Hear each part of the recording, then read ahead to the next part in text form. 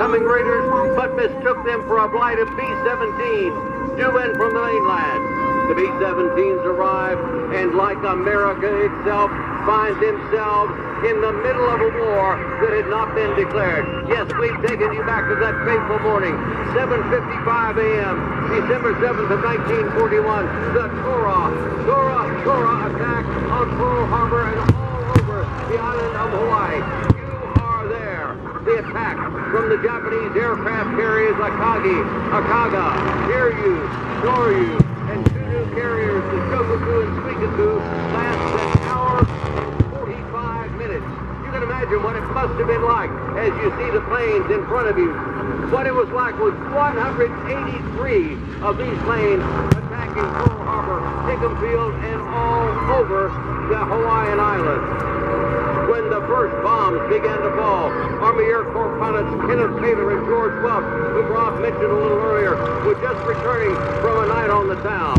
These two brave pilots raced to their planes, which were fueled and armed with .30 caliber ammunition for aerial combat practice, but quickly found themselves in the middle of the real thing that they didn't know was going to happen. The two second lieutenants caught up with the Japanese at Iwak, a Marine base and auxiliary field close to Pearl Harbor and Hickam Field. After shooting down just two Japanese Val dive bombers, Taylor and Welch ran out of ammunition, landed at Wheeler Field near the center of the island. There, Taylor and Welch reloaded with .30 and .50 caliber ammo and took off to fight again. These two are credited with downing a total of 6 Japanese warplanes before their own planes were disabled. Both the pilots survived and received a Distinguished Service Cross for their actions that infamous day. And we've taken you back to that day of December 7th, 1941. Watch the bombs going off. Listen to the roar of the engine, the sound of the air raid sirens, and you can just imagine what it must have been like with 183 fighters and bombers from Japan's First Air Fleet. At Pearl Harbor and Hickam Field, the devastation was awesome.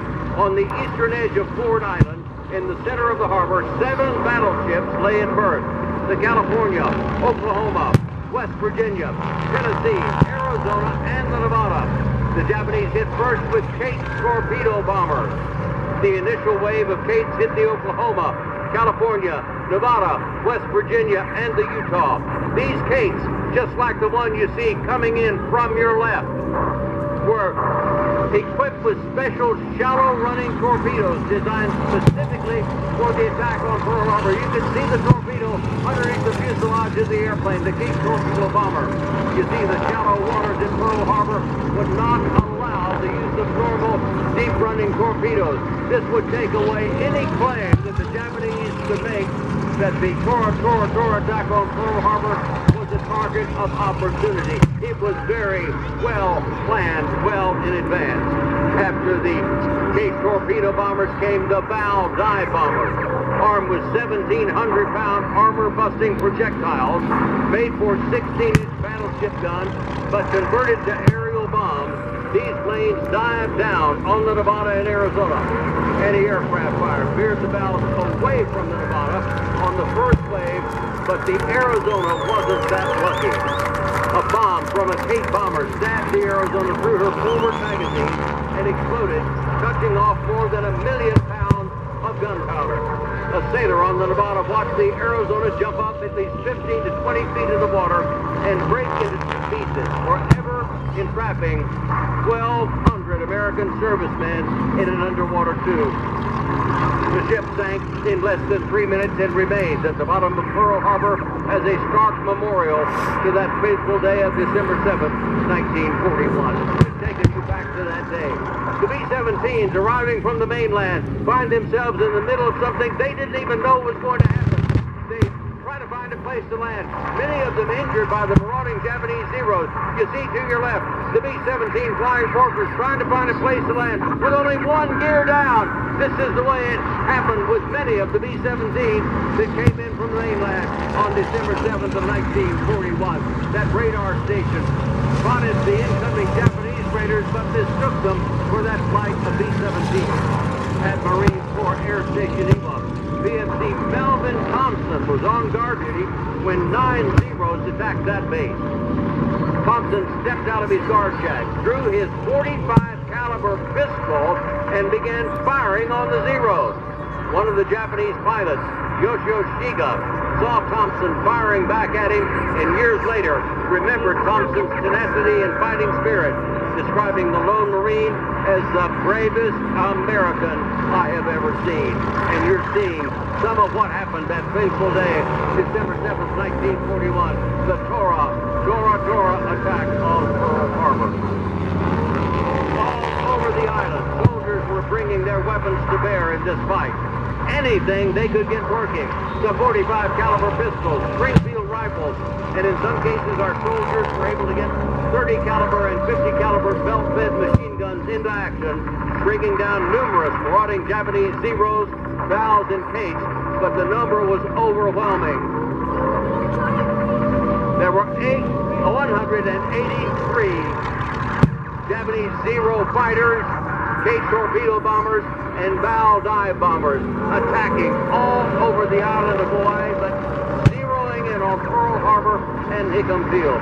At Bellows Field, on the northeast coast of the island, 4 U.S. Army Air Force pilots were racing to their P-40s.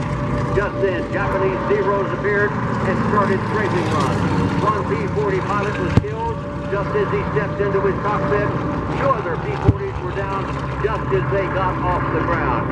You can imagine, it's our giant chamber of imagination, what it would be like if you were there at 7:55 a.m. on December 7th of 1941, experiencing what we're recreating for you, the surprise Japanese attack on Pearl Harbor out of the aircraft carriers of Japan's first air fleet. They snuck up on us and launched the aircraft without our knowledge, and our radar, rudimentary as it was, spotted them coming in, but mistook them for that flight of B-17. You see to your left, the B-17 coming around once again with just one wheel down. 16 of them coming in from the mainland arrived and are immediately attacked, as you might imagine, by the Japanese Zeros. In the confusion, the B-17s were shot at by friend and foe, and the frightened crews landed wherever they could find to put the big airplane down. One of them even landed in a pineapple field not far from Hickam Field. Take a look to your left. Here comes the B-17, down low, one gear down. Couldn't get the other one down because it had been damaged by a Japanese Zero, looking for a place to set that big 4-engine B-17 down. Yes, this is Tora, the surprise Japanese attack on Pearl Harbor, and we've taken you back to that fateful day of December 7th, 1941. Listen to the roar of the engines as you see the Val dive bomber going by with a red tail, and you can just imagine in our giant chamber of imagination what it must have been like that fateful day. Listen to the sound of the motors, the sound of gunfire, and the air raid sirens. Listen to the explosions, and you can see what happened that day on December 7th of 1941.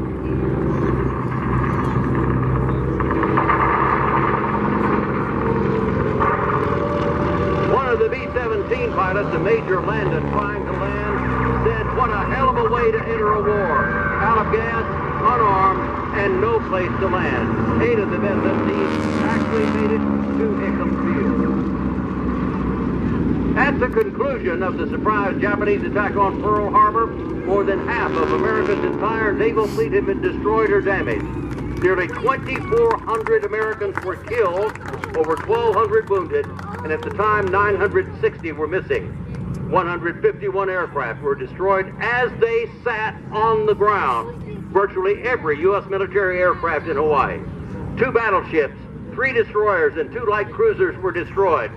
6 battleships were damaged. Our greatest naval base lay in ruins, but along with our complacency. The following day, December 8, 1941, President Franklin Delano Roosevelt announced our entry into World War II with these words to Congress, the citizens of the United States, and the world. Yesterday, December 7th, 1941, a date which will live in infamy, the United States of America was suddenly and deliberately attacked by naval and air forces of the Empire of Japan. It will be recorded that the distance of Hawaii from Japan makes it obvious that the attack was deliberately planned many days or even weeks ago. The attack yesterday on the Hawaiian Islands has caused severe damage to American naval and military forces. No matter how long it may take us to overcome this premeditated invasion, the American people in their righteous might will win through to absolute victory. In the 44 months of fighting that followed, the United States sank every one of the Japanese aircraft carriers, battleships, and cruisers of the Pearl Harbor Task Force. Nagasaki, where the special armor-busting bombs were made, was destroyed by a U.S. atomic bomb on August 9th of 1945. And when the Japanese surrender document was signed on September 2nd, among the U.S. warships in Tokyo Bay was the West Virginia. Would you please join me in a moment of silence in memory of all those who lost their lives that infamous day.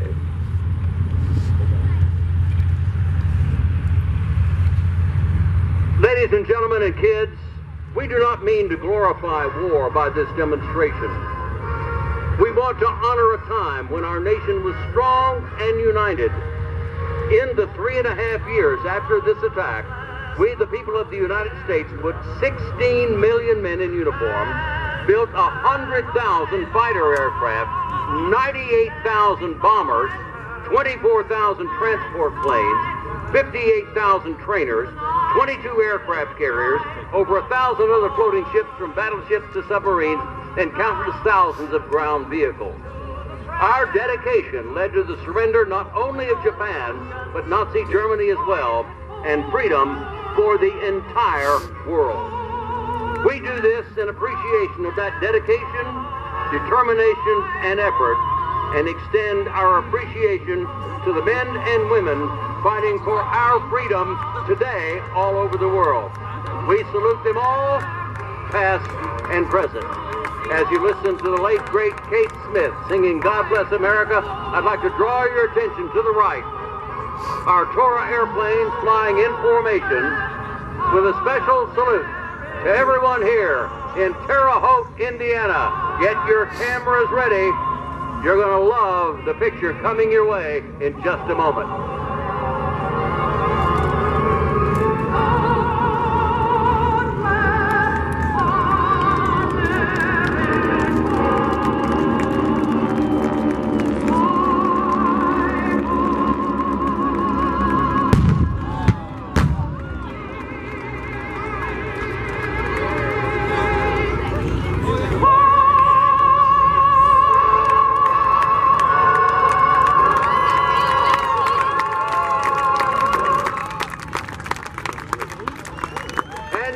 In just a few moments, folks, it will be my distinct pleasure to introduce